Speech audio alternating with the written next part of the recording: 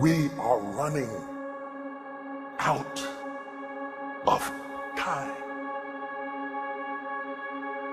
What are you going to do with the time you have left?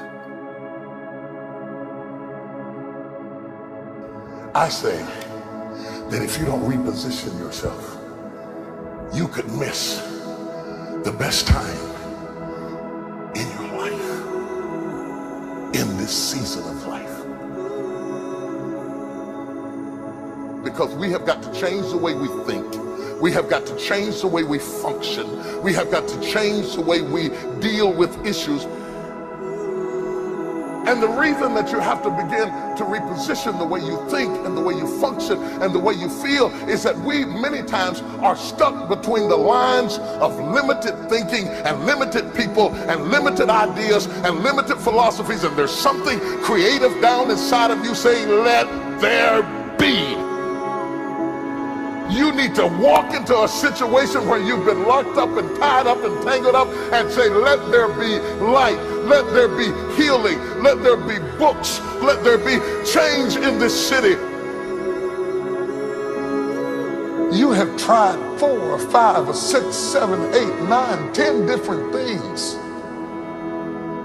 Each you worked on 90 days or so and then said it doesn't work. How can you be a leader with a 90-day test?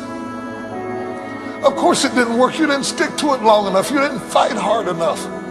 You didn't do what it took to win, and rather than to correct it and get it right, you walked away from it and tried something else. And for the last 10, 15 years of your life, you've been on the run from one thing to the next thing to the next thing, trying to make all this stuff work. Stop it. Stand still. You have to have the courage to live with the pressure and the criticism. New levels bring new devils. You have to be tough. You have to be tough to be able to stand it. It's tough for keeping your kids encouraged while you secretly worried to death yourself. It's tough for getting ready for a birthday and don't have a birthday gift. It's tough of not being able to get the light bill paid and the water bill paid.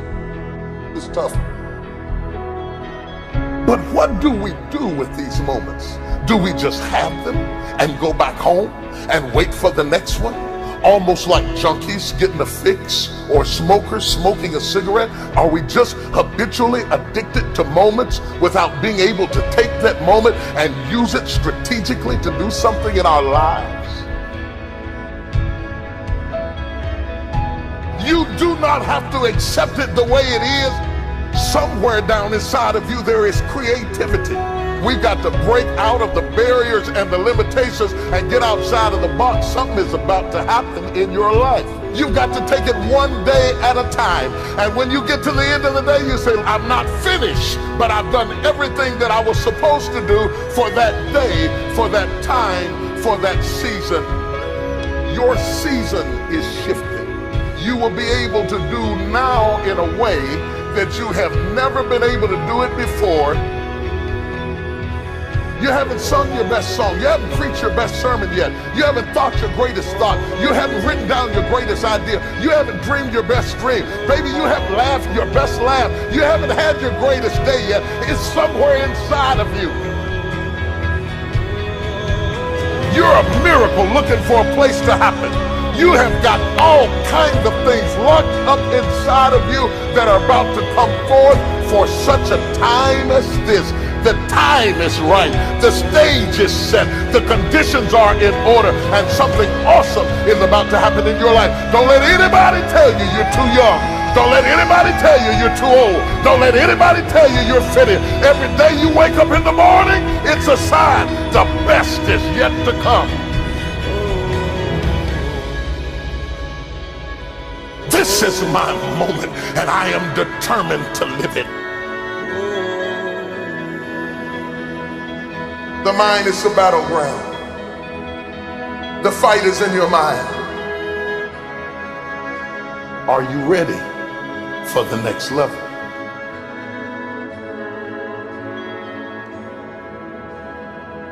What are you going to do with the time you have left?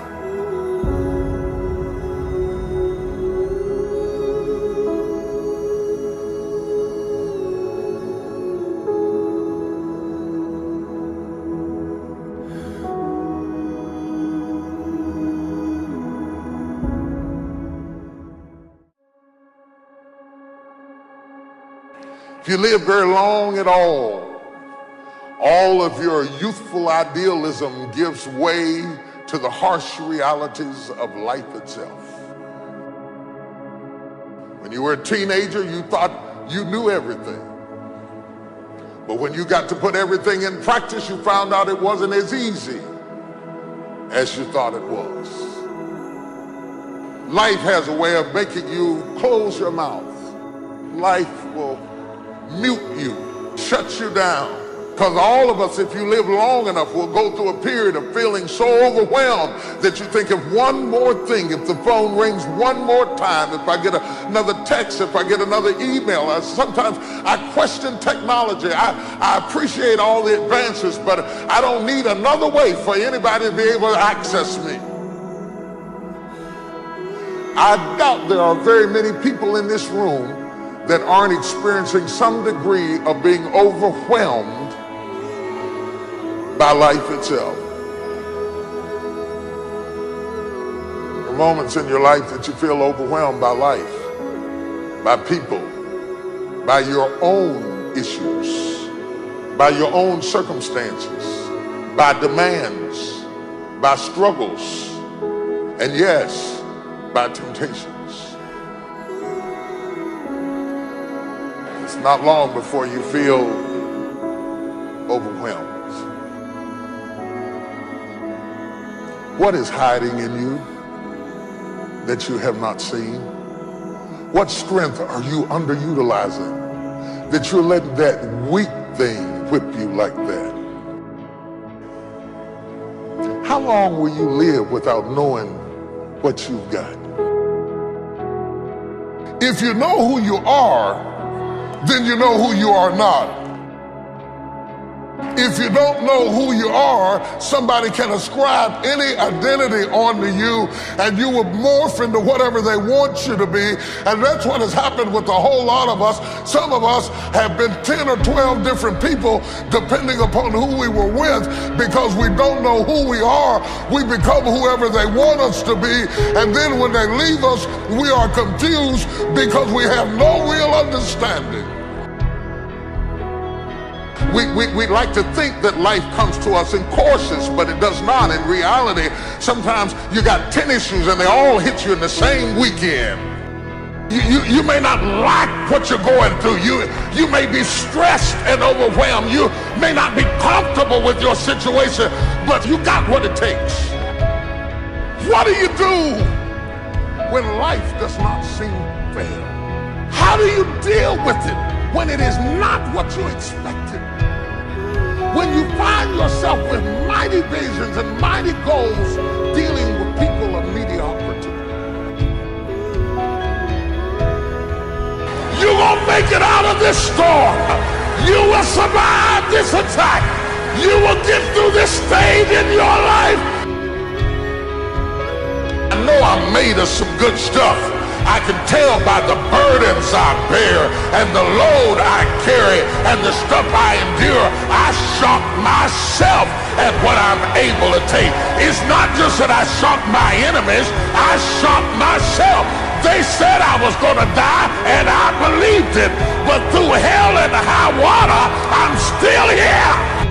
You don't know what you've got until all hell breaks loose. You don't know what you can take until the pressure is applied to your life.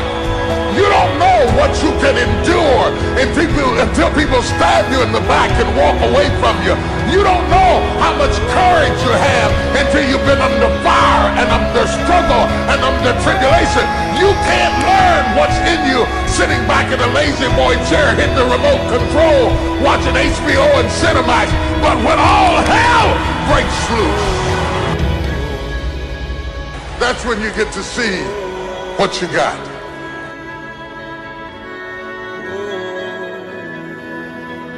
Experience kills off the weaknesses. Your childishness begins to die. Your fear begins to leave. Because what you're going through does not intimidate me. It intimidates you.